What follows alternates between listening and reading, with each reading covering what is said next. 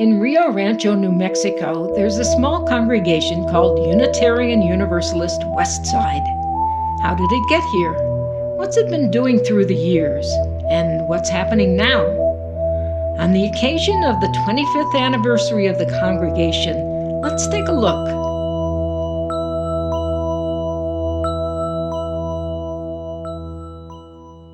In 1992, an idea was born to have a Unitarian Universalist presence on the west side of Albuquerque.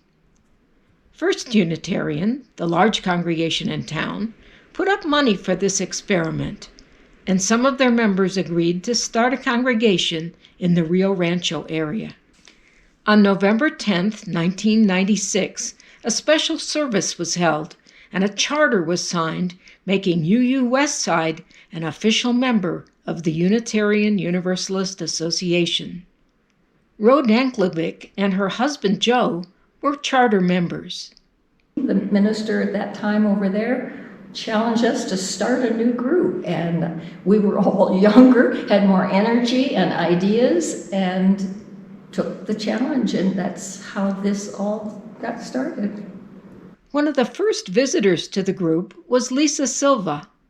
I walked in the door and was greeted with wonderful excitement and joy and happiness by Joe and Ro and Eve and Jean and George and Vi and Guy and Glow. And I just went, ah! They all have one syllable names. How am I ever going to remember any of these people? I'll get them all mixed up. But I didn't, and they all turned out to be amazing, wonderful mentors. The group met in a rented room at the Rio Rancho Jewish Center. Some of the Sunday services were led by lay people, but they also brought in ministers and special speakers. They had a lot of parties for the holidays, a winter blues pizza party, and fun at Easter for the kids. For the first few years, the leadership was all volunteers, but there was a movement to hire a minister. Bob Long was on the board. I wasn't the only one that wanted a minister, but I was the spark plug for hiring our first minister. I wanted a congregation with a minister. At the time, there was a new congregation ministry program at the Unitarian Universalist Association, which would pay a substantial part of that minister's salary, as well as other expenses to help the congregation to grow and develop. That's how in 1998, UUWC got its first minister, Marlon Gilbert. In all honesty, I think that there was some diversity of opinion about having a preacher hired full time. First off, I think people really valued the intimacy of a small fellowship. Other members of the congregation had come from larger churches and were very comfortable with the idea of a full-time minister because that provided a lot of strengths. You had Sunday services which were planned with a great deal of care. You had someone to take care of the needs of the congregation, pastoral care, to help with marriage ceremonies, with memorial services, with all of the things that we think about when we think about the life of a congregation. There are a lot of really creative and exciting people in the congregation. There were people who were health professionals, nurses, physicians. There were folks who were teachers, both in the local schools and in the universities in Albuquerque. Military veterans, people who'd been officers in the Air Force, in the military. We had a lot of people who worked in the national labs, particularly the Sandia lab. So we had really bright physicists and engineers and technicians. We had successful businessmen, including a millionaire, So we had the very vibrant group of people there. From the very beginning, there was a strong women's group at the congregation. At first, they called themselves the Hat a Month Club because they were making hats to donate to one of the homeless organizations in the city. But they didn't like that name, so they chose the name Loose Ends. And it fit. It's a sewing term, and it fit beautifully with what we were doing and wanted to do. And we took on a new project of mending clothes for Storehouse West. That lasted for many years. Over time, the Loose Ends group raised a great deal of money for things the congregation needed. The hymnals that are in our sanctuary, those are gifts from Loose Ends. They made beautiful quilts to auction off and raise funds. And they always pitched in to host special events like stewardship dinners. One of the early stories of the congregation involved the women who put on the calendar a date for a congregational work day. I think to do cleaning and painting on the room that we had rented. And unbeknownst, the men had also set up a date for hiking in the wilderness the same day. Neither would budge. The women wouldn't change their date, the men wouldn't change. So the women wound up painting and the men wound up hiking. Well, it so happened they went hiking on a mesa way out, but they got lost. And a thunderstorm came up and they got drenched. There was no cell phone connectivity, so they couldn't call anybody to get help.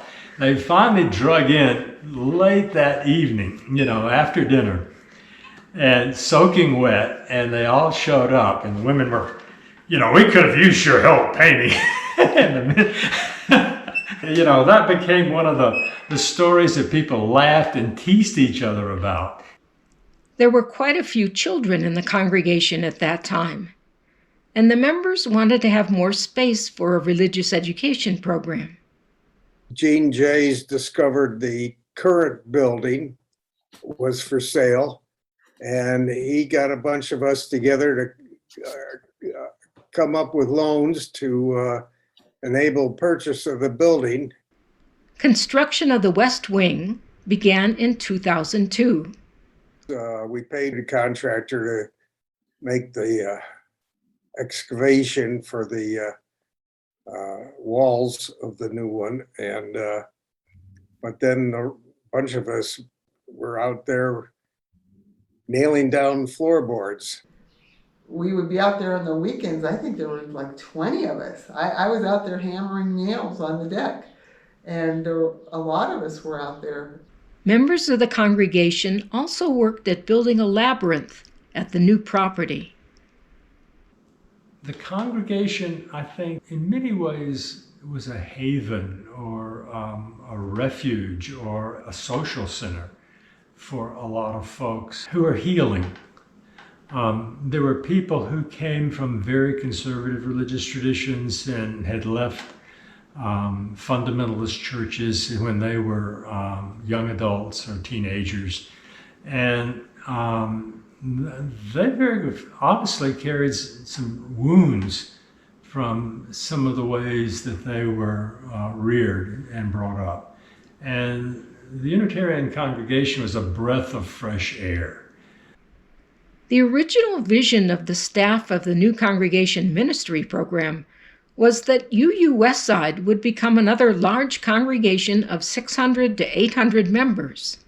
And I think that was a vision shared by some members of the UU congregation. Other people in the congregation very much valued the intimacy, the smallness of the congregation, and the idea of the congregation growing rapidly was not appealing. Bob Long served as the treasurer of the congregation for several years. My hair is fairly gray, as you can see, and we always came up with a deficit. And I don't know how we made it through, but somehow we did. We got some gifts now and then that helped. And, I think some of the initial loans were forgiven. Yeah, it was as treasurer, it was difficult. because the books didn't balance. I think for a lot of people, the great strength of the congregation was that it provided a social support, a place where you made new friends, a place where people took care of each other. And I think the UU Westside congregation did a very good job of doing that. You know, we had members from time to time who had emotional problems or really quirky personalities.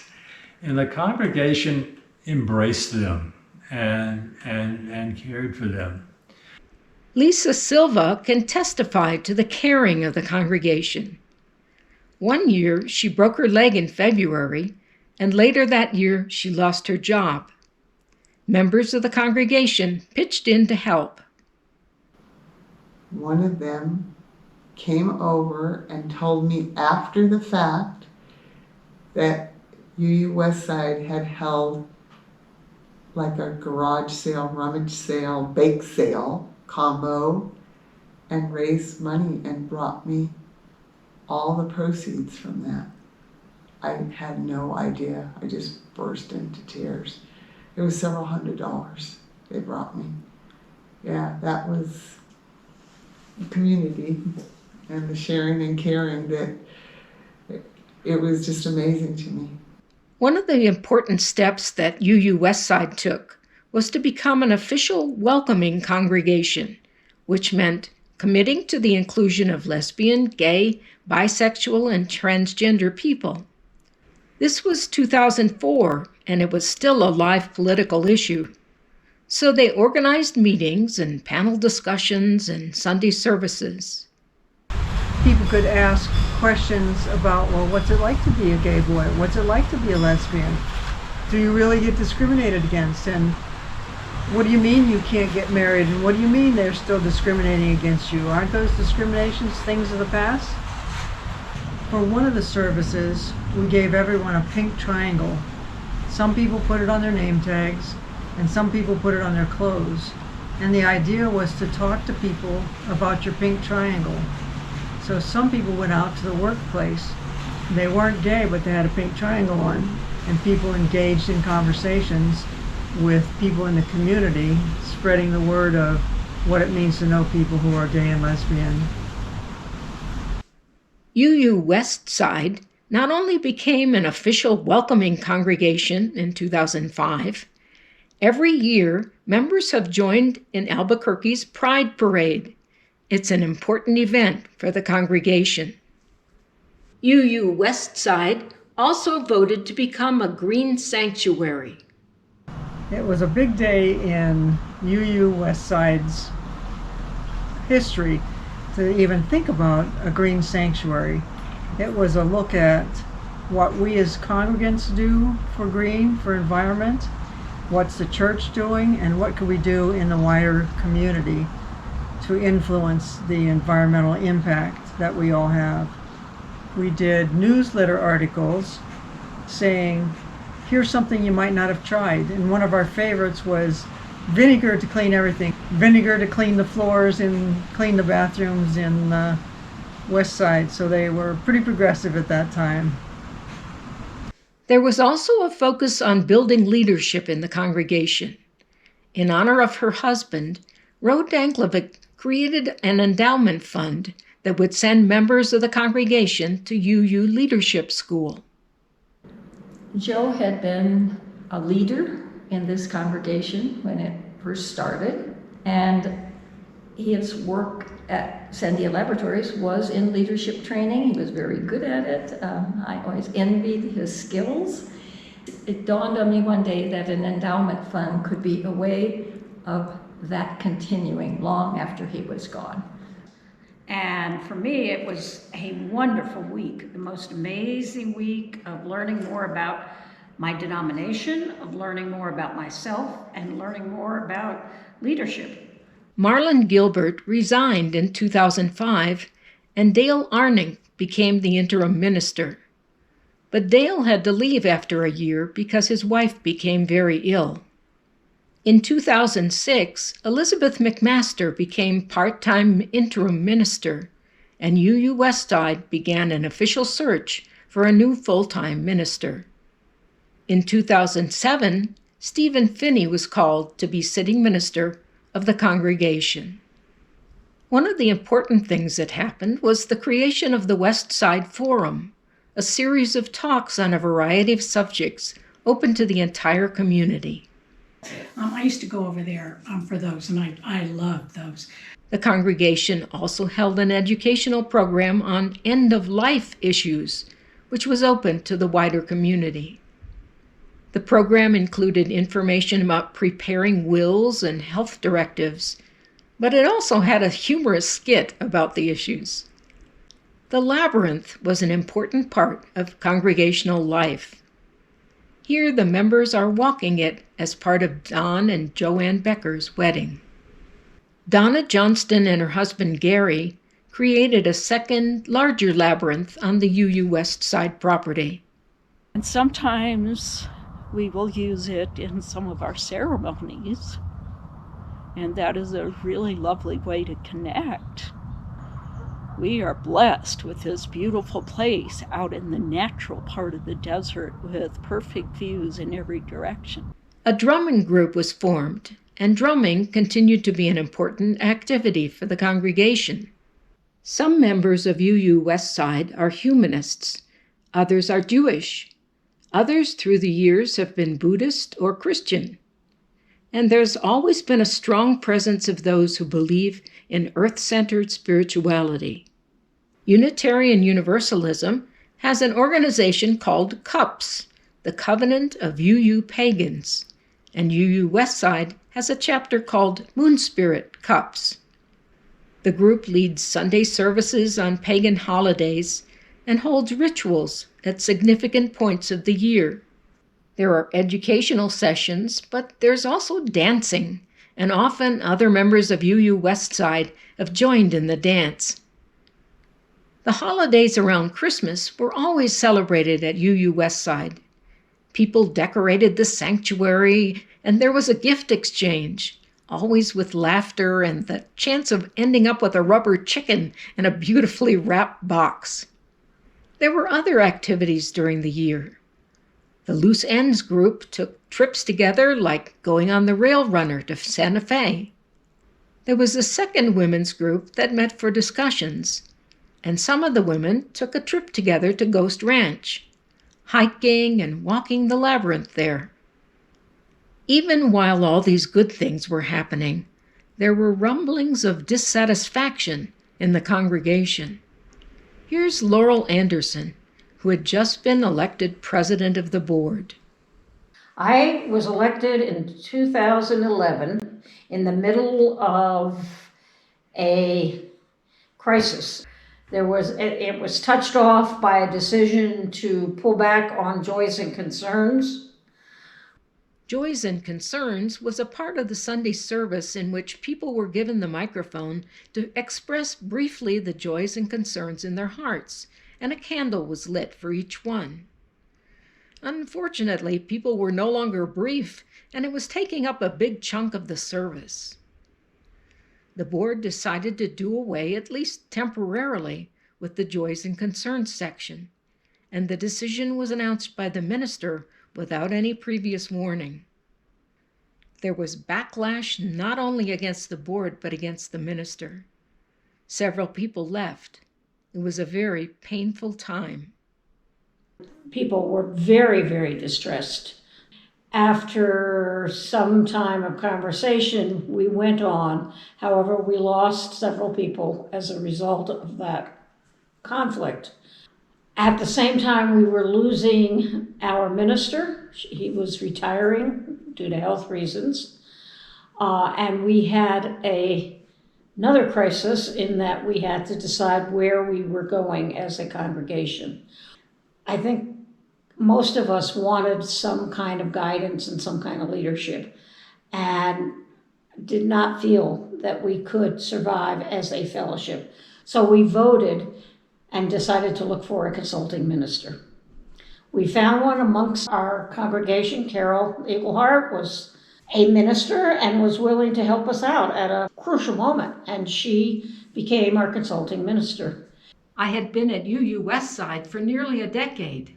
I'd served as the music director, and every year I presented several sermons.